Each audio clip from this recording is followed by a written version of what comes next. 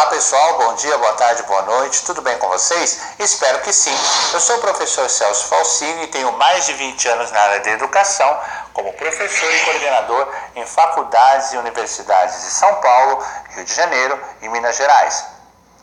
Vamos falar sobre a educação física e teoria do futebol. E nesse início abordaremos origem do futebol, o futebol no Brasil e espaços chaves do campo.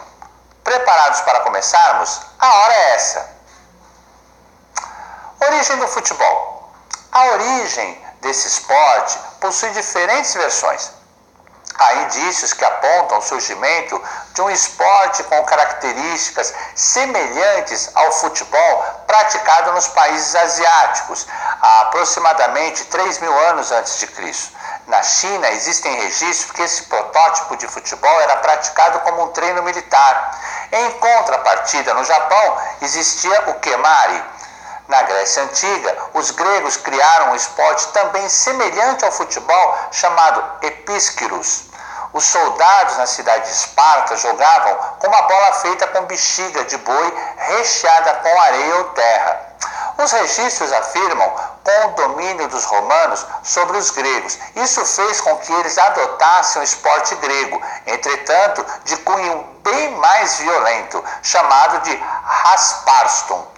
Relatos indicam a presença de outro jogo, com 27 jogadores, com funções distintas, corredores, atacantes, sacadores e defensores. O soule, como era chamado, era disputado na França durante a Idade Média. O esporte tinha regras bem violentas, vistos que era uma variação do arspatum dos romanos. O novo modelo de um suposto futebol tinha como regras válidas os socos, pontapés, rasteiras e golpes violentos diversos. Era uma disputa que agradava a aristocracia, mas a realeza francesa gostava e o rei Henrique II apoiava a prática. Ainda na Idade Média surgiu na cidade de Florença, na Itália, outro jogo, chamado calcio fiorentino, estabelecido na cidade italiana. O esporte tinha aspectos do soule, violento como ele, e contava com a participação de 27 jogadores também. Era praticado em praças, onde em cada extremidade tinha 2 postes paralelos, e o objetivo era levar a bola até esses postes. O primeiro relato de equipes italianas se enfrentando foi em 1529, quando a Itália era dominada por 2 facções políticas e aristocráticos e competiram num jogo de bola violento durante horas. Uniformizados, uma equipe de verde e outra com roupas brancas. A bola podia ser jogada com os pés ou com as mãos. Giovanni de Bardi, em meados de 1580, estabeleceu regras para o referido esporte. Agora o jogo não teria limite para jogadores e seria necessária a participação de cerca de 10 árbitros para controlar a partida, ou seja, a parte de violência exacerbada foi retirada quando era praticado nas praças. Para os italianos, o futebol recebeu o nome de calcio. O futebol no Brasil. O futebol chegou ao Brasil através de Charles Miller, que durante uma viagem à Inglaterra trouxe 2 bolas ao país. Ele sugeriu a criação de uma equipe de futebol na comunidade de imigrantes britânicos, que anteriormente só havia jogos de criquete.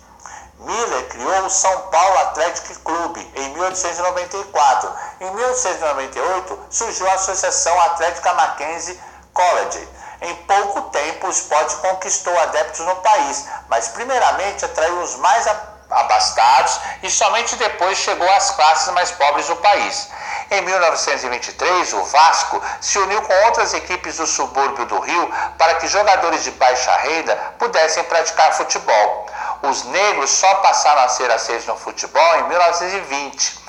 No período correspondente ao governo Vargas, o futebol cresceu com o incentivo do governo. Em 1914, foi fundada a Federação Brasileira de Esportes, a FBS. O primeiro título foi conquistado naquele ano em cima dos argentinos, quando a seleção brasileira conquistou a Copa Roca. Quando o esporte passou a ser mais difundido no país, passou a ser mais criticado pelos intelectuais, pois esses afirmavam que o esporte era a demonstração da influência europeia no Brasil. Em 1950, o Brasil sediou a Copa do Mundo e coincidiu com um momento de muita euforia e expectativa sobre a seleção brasileira. Porém, a seleção foi derrotada na final do torneio que jogou contra o Uruguai. Essa derrota marcante causou diversas mudanças no futebol brasileiro, como o fato da seleção passar a jogar com o uniforme verde e amarelo ao invés da camisa branca. Depois dessa época, o país cresceu em quantidade de craques de futebol e surgiram nomes como Garrincha, Pelé, Zagallo, Djalma Santos, Nilton Santos e Bellini. Espaços chaves do campo. Alguns conceitos ocorrem através de uma estrutura definida previamente e uma série de movimentos e ocupações de espaço em função de algumas variáveis, como a posição da bola, dos companheiros e dos adversários. A saída de bola é um momento importantíssimo. Desde ela, os jogadores já são separados em diferentes alturas do campo. Fundamental se ter amplitude e profundidade no jogo, para poder ativar mais canais de passe pelo campo todo e também conseguir espalhar mais o rival em campo. Domínio do conceito de homem livre é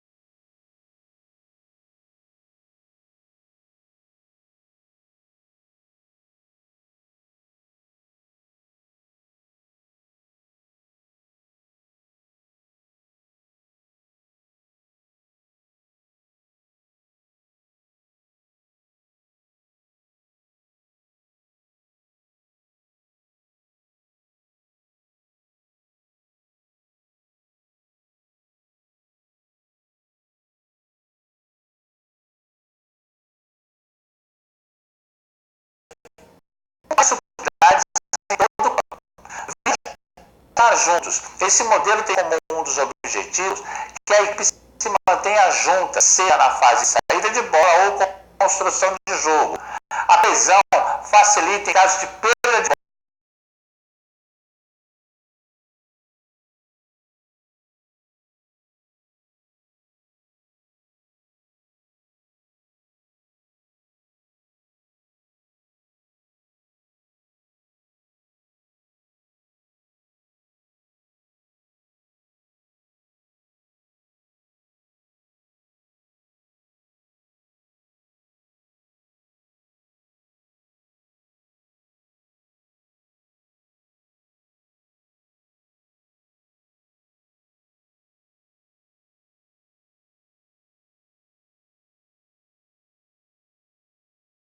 bola e, consequentemente, estrutura, processo que causa o aparecimento de espaços por onde a equipe pode tocar e explorar de outras formas, seja por condução,